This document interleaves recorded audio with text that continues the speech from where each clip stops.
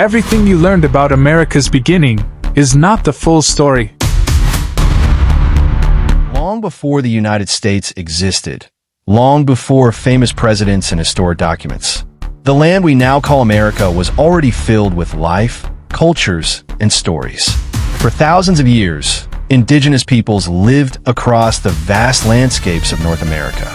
From forests and rivers to mountains and open plains, communities built villages, farmed the land, traded with neighboring groups, and passed down traditions through generations. These civilizations were complex and deeply connected to the land. They grew crops like corn, beans, and squash, often called the Three Sisters.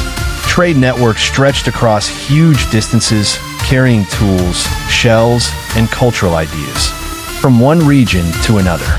But across the Atlantic Ocean, powerful kingdoms in Europe were searching for new trade routes. Explorers dreamed of reaching Asia by sailing west across the unknown sea. This search would eventually connect two worlds that had been separated for thousands of years.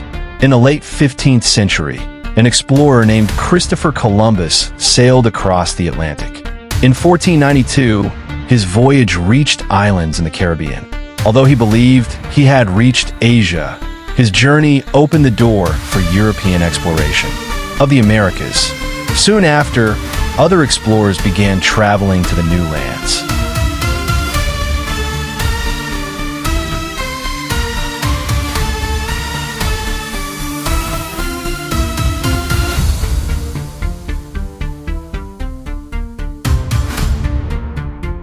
Ships carried soldiers, missionaries, traders, and settlers.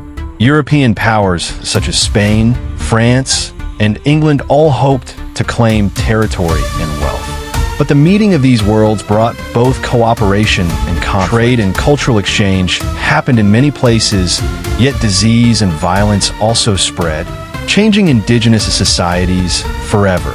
One of the earliest English attempts to build a colony in North America created one of the great mysteries in American history. In the late 16th century, English settlers arrived on Roanoke Island, off the coast of what is now North Carolina. The colony struggled with food shortages and harsh conditions. The governor of the colony, John White, sailed back to England to gather supplies. However, war between England and Spain delayed his return for several years. When he finally came back in 1590, he discovered something shocking. The entire colony had vanished. Homes were empty. There were no signs of battle. The only clue was a single word carved into a wooden post: Croatoan.